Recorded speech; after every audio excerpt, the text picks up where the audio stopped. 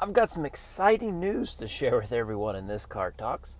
I am launching my first ever online product or service. As many of you may know, I've been blogging for years and on Twitter and doing some freelance writing, and it's been more lots of community stuff, training, getting involved in forums and blogging and writing and that sort of thing. It's all been kind of service oriented. I've done a lot for free in the community. I've been paid by many different people on some service gigs and things like that. But I've never built something with my own hands and then tried to market and sell it.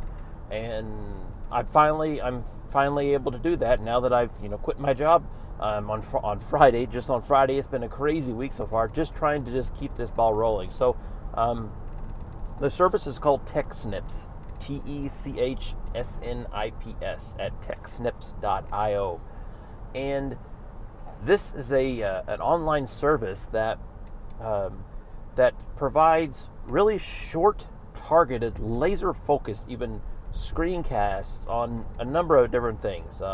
You'll see snips is what I call them for screencasts. I call these snips.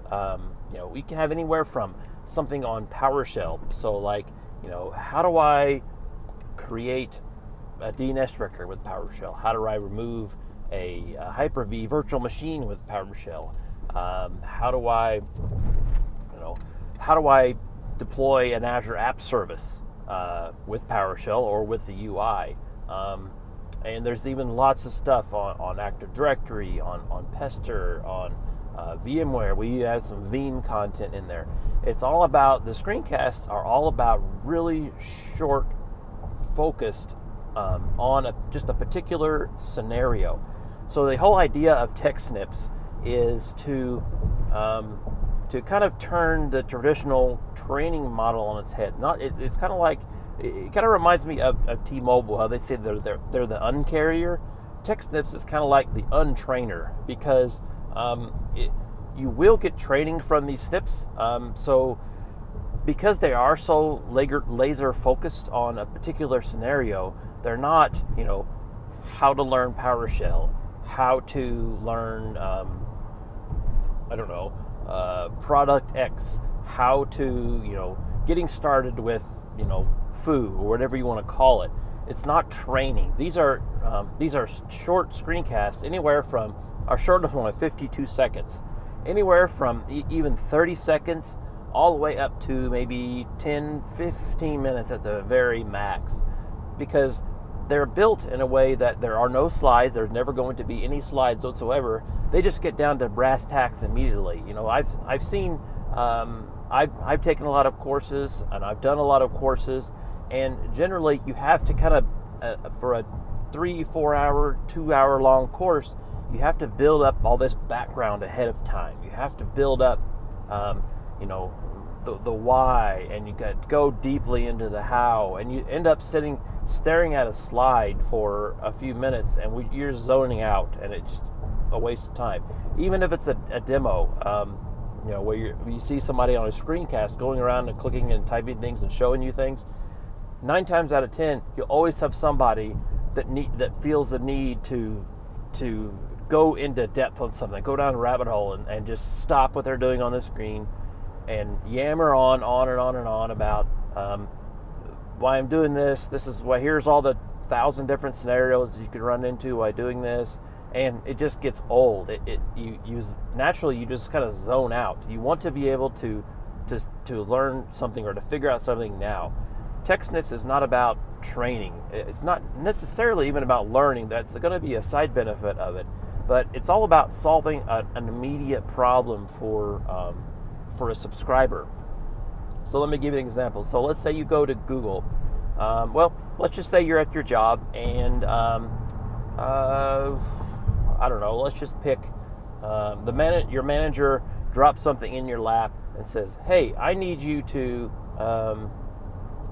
write a script to, I don't know, create a bunch of Active Directory users from this CSV file. I need you to read this CSV file and create all these users from it that we got from HR. That would be a snip. The snip would be how to sync CSV information to Active Directory users. How to create users from a CSV from Active Directory. So it's all about scenarios. It's like a snip. Each snip is going to be about if somebody goes to Google and types how do I do this, how to do this thing. That's what a snip is going to be about. A snip is not going to be necessarily about I don't know, in Windows Server, how to I don't know, how to install, getting started with Windows Server 2016, for example. That would be horrendous. That would not work whatsoever because that's very, very vague. Snips are very specific. They're a specific scenario. You're never going to have a getting started with this or learning how to do this. Learning and getting started are banned in TechSnips titles. Every TechSnips title is going to be started with how to do this thing. They're always going to be less than 10, maybe at the extreme max, 15 minutes. And they're all going to be very, very focused. And the great thing is, it's not just going to be me. I've contributed a few snips out there, but I've been able to recruit dozens of other contributors, and I will continue to do so.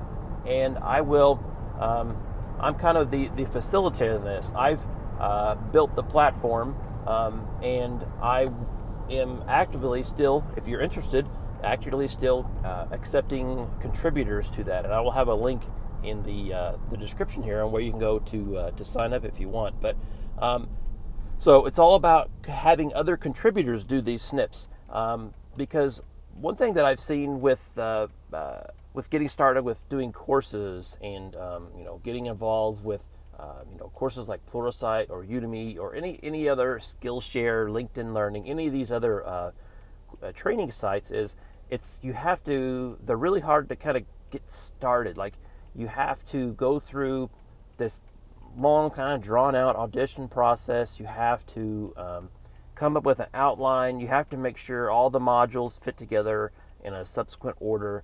And it's just really, it's a lot, it's more involved. It's it's a great experience. I definitely recommend somebody doing it. But for somebody that hasn't done anything like that before, short, focused screencasts that are not necessarily dependent on each other are a lot easier to do. You can explain everything there is to know about how to create an Active Directory user. That's it, focused, and then not have any kind of dependency on that whatsoever. There's really not really any outline you do. The good contributors know that they're going to do stuff that they know a lot about. They've working on that stuff in the industry for a long time, and they could probably just do it off the top of your head. I've done dozens already just off the top of my head without even any preparation, because I just know the content. I know the topic so well. And that's what I've seen a lot of people do, is they know the topic so well that they could just bust these out in no time. And they immediately go through a process to where once you do have to do a short audition, and I do screen some audition videos. But once people go through the very, very short audition process, it's all about, at that point, it's me removing all the barriers from other people to do these snips. I comment and review every one of them. Once we go back and forth, if it's not, you need to re-record, they go back and do that. If not, I have a few editors that I have that edit everything. You don't have to. The contributors don't have to edit anything whatsoever. The editor goes through and edits out all the ums and ahs and flubs and the silence, and adds all the call outs to the videos. And at that point, I just have to publish it up to the platform, and then it's available to subscribers. So for contributors, it's a really good idea. I would have loved to have something like this when I was first starting, just to kind of get my feet wet.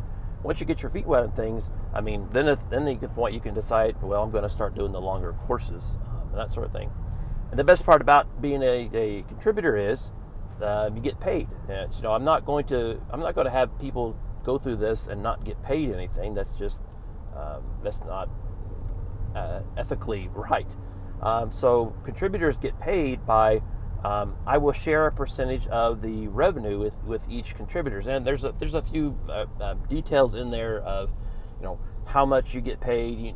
It's all going to be royalty based. So contributors don't get paid anything up front. I want to treat people that are helping me with this as partners. So you get paid essentially when I get paid. If the site doesn't make any money, I don't make any money. I actually lose a lot of money because of all my fixed costs, but you don't make any money as well. I really want to bring on partners. And every month as you go, as your videos get more popular, then you're able to make more and more money based on the number of views that your videos get. So for contributors, it's a great thing. For subscribers, if you don't want to go that route, and if you don't want to do that, contributors get a 50% discount. I know just because you're a contributor and you're teaching things doesn't mean you know everything. You're always going to have to learn everything. So they get a 50% discount on the subscription side. If you don't want to be a contributor, that's perfectly fine. You can do a subscription model to where right now we have 3 plans of, if you're just an IT professional, sysadmin, software developer, anything like that, you can come in and have a personal subscription, and it's just an all-you-can-eat sort of thing. You come to the site, type in how to fix this thing or how to do this thing that I'm doing, and chances are a screencast will pop up by myself or one of our contributors, which will show you exactly what you need to know. And then there's other models where if you're an IT director, IT manager, CIO, somebody in a management position, we also have business subscriptions to where you can buy subscriptions for your team or for your department, and everybody kind of have a shared subscription that way. So it's really been a great experience so far. It's been so much work being able to do the marketing and the product creation and build some of the dozens of snips that I've had to do to give some demonstrations, finding the editors to do, recruiting other people, creating Slack channels, helping contributors with this, hiring a site designer. It's so much work, but it's so rewarding at this point because I am a born entrepreneur. I mean, I believe that with every being, with every part of my body. I'm a born entrepreneur, and even if this mission succeeds or fails, I'm just glad I've done it. I really see a need for this sort of thing in the marketplace and in IT industry, in the tech industry, and I really hope it's going to be something. I just hope that it doesn't flop come June 5th. June 5th, by the way, is the official public launch, but you can sign up to the email list and get a pre-launch, get a sneak preview before. But yeah, TechSnips.io. Go over there and sign up and see what it's all about. And if you like it, subscribe and let me know. Give me feedback and let me know how you like it. Thanks.